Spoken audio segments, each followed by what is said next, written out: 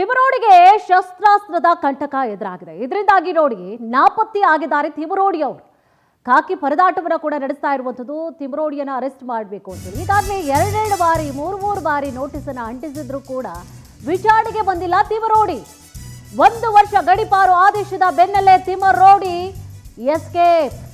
ನೋಟಿಸನ್ನು ಕೊಟ್ಟರು ಕೂಡ ವಿಚಾರಣೆಗೆ ಬಂದಿಲ್ಲ ಎಂದು ಮನೆಗೆ ಮತ್ತೊಂದು ನೋಟಿಸನ್ನು ಅಂಟಿಸಲು ಕೂಡ ತಯಾರಿಯನ್ನು ಮಾಡಿಕೊಂಡಿದ್ದಾರೆ. ಎರಡೆರಡು ನೋಟಿಸನ್ನು ಅಂಟಿಸಿದ್ದಾರೆ. ಬನ್ರಿ ವಿಚಾರಣೆ ಮಾಡ್ತಾ ಇದ್ದೀವಿ, ಬನ್ನಿ ವಿಚಾರಣೆಗೆ ಬನ್ನಿ ಅಂತ ಹೇಳಿ ನೋಟಿಸನ್ನು ಕೊಟ್ಟಿದ್ದಾರೆ. ಬಟ್ ವಿಚಾರಣೆಗೂ ಇಲ್ಲ. ಒಂದು ಕಡೆ ಈಗ ಗಡಿಪಾರು ಆದೇಶ ಕೂಡ, ಅದರ ಬೆನ್ನಲ್ಲೇ ನೋಡಿ ಎಸ್ಕೇಪ್ ಆಗಿಬಿಟ್ಟಿದ್ದಾರೆ. ಶಸ್ತ್ರಾಸ್ತ್ರ ಪತ್ತೆ ಪ್ರಕರಣ ಸಂಬಂಧವಾಗಿ ವಿಚಾರಣೆಗೆ ಈಗಾಗಲೇ ನೋಟಿಸನ್ನು ಕೊಟ್ಟಿರುವಂಥದ್ದು. ಆದರೆ ಈಗಾಗಲೇ 3 ಬಾರಿ ನೋಟಿಸನ್ನು ಕೊಟ್ಟರು ಕೂಡ ಬಂದೇ ಇಲ್ಲ. ಇವತ್ತು ಮತ್ತೊಂದು ನೋಟಿಸ್ ನೀಡೋದಕ್ಕೆ ತಯಾರಿಯನ್ನು ಕೂಡ ಅಧಿಕಾರಿಗಳು ಮಾಡಿಕೊಂಡಿದ್ದಾರೆ. ನೋಡಿ, ಸೌಜನ್ಯ ಪರವಾಗಿ ಹೋರಾಟವನ್ನು ಮಾಡ್ತೀವಿ, ನ್ಯಾಯವನ್ನು ಕೊಡಿಸ್ತೀವಿ, ಧರ್ಮಸ್ಥಳ ವಿಚಾರಕ್ಕೆ ಸಂಬಂಧಪಟ್ಟ ಹಾಗೆ ಧ್ವನಿ ಎತ್ತಿದಂತಹ ತಿಮರೋಡಿ ಅವರು ಈಗ ಅಧಿಕಾರಿಗಳೇ ಕರೀತಾ ಇದ್ದಾರೆ, ಬನ್ನಿ ಮಾತುಕತೆಯನ್ನು ನಡೆಸಿ ಅಂತ ಹೇಳಿ. ಅದರಲ್ಲೂ ಕೂಡ ಅವರು ಮನೆಯಲ್ಲಿ ಏನು ಶೋಧ ಕಾರ್ಯವನ್ನು ನಡೆಸಿದಂತಹ ಸಂದರ್ಭದಲ್ಲಿ ಶಸ್ತ್ರಾಸ್ತ್ರಗಳು ಸಿಕ್ಕಿತ್ತು. ಆ ವಿಚಾರ ಸಂಬಂಧವಾಗಿಯೇ ನೋಟಿಸನ್ನು ಕೊಟ್ಟಿದ್ದಾರೆ. ಏನು ಲೈಸೆನ್ಸ್ ಇತ್ತಾ? ಹೋಗಲಿ, ಬಂದೂಕನ್ನು ಇಟ್ಕೊಂಡಿದ್ದೀರಲ್ಲ, ಲೈಸೆನ್ಸ್ ಇತ್ತಾ?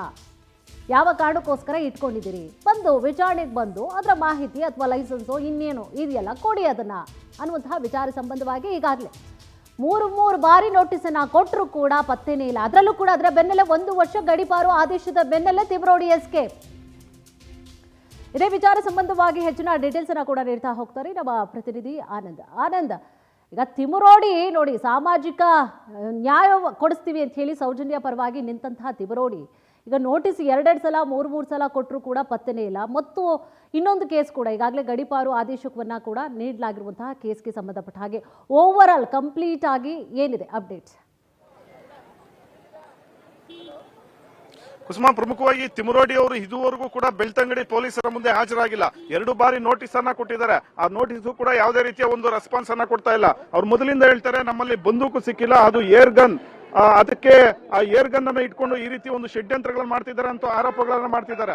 ಆಯ್ತಪ್ಪ, ಅದು ಏರ್ ಗನ್ ಆದ್ರೆ ತಾವು ಸ್ಟೇಷನ್ಗೆ ಹೋಗಿ ಅದಕ್ಕೆ ಸಂಬಂಧಪಟ್ಟಂತ ಒಂದು ದಾಖಲೆಗಳನ್ನ ಕೊಡ್ಬೋದಾಗಿತ್ತಲ್ಲ, ಆ ಕೆಲಸವನ್ನ ಯಾಕೆ ಮಾಡ್ತಾ ಇಲ್ಲ ಅನ್ನೋ ಒಂದು ಪ್ರಶ್ನೆಗಳು ಕೂಡ ಇಲ್ಲಿ ಉದ್ಭವ ಆಗ್ತಾ ಇರ್ತಕ್ಕಂಥದ್ದು. ಸದ್ಯ ಬಂದೂಕಿಗೆ ಸಂಬಂಧಪಟ್ಟಂತ ಲೈಸೆನ್ಸ್ ಅನ್ನ ಇದುವರೆಗೂ ಕೂಡ ಸ್ಟೇಷನ್ಗೂ ಕೂಡ ಕೊಟ್ಟಿಲ್ಲ ಅನ್ನೊಂದು ಮಾಹಿತಿ ಲಭ್ಯವಾಗಿರ್ತಕ್ಕಂಥದ್ದು. ಸದ್ಯ 2 ನೋಟಿಸ್ ಅನ್ನ ಕೊಟ್ಟಿದ್ದಾರೆ. ಇವತ್ತು ಅವರ ನಿವಾಸಕ್ಕೆ 3ನೇ ನೋಟಿಸ್ ಅನ್ನ ಕೊಡೋದಕ್ಕೂ ಕೂಡ ಬೆಳ್ತಂಗಡಿ ಪೊಲೀಸರು ಮುಂದಾಗಿರ್ತಕ್ಕಂಥದ್ದು. ಆದ್ರೆ ಈ ಒಂದು ತಿಮರೋಡಿ ಏನಿದ್ದಾರೆ, ಇವರು ಎಲ್ಲೂ ಕೂಡ ಪತ್ತೆ ಆಗ್ತಾ ಇಲ್ಲ. ಕಳೆದ 15 ದಿನಗಳಿಂದ ಬೆಳ್ತಂಗಡಿ ಬಿಟ್ಟು ನಾಪತ್ತೆ ಆಗಿದೆ ಅನ್ನೋ ಒಂದು ಮಾಹಿತಿಗಳು ಕೂಡ ಸಿಗ್ತಾ ಇರ್ತಕ್ಕಂಥದ್ದು.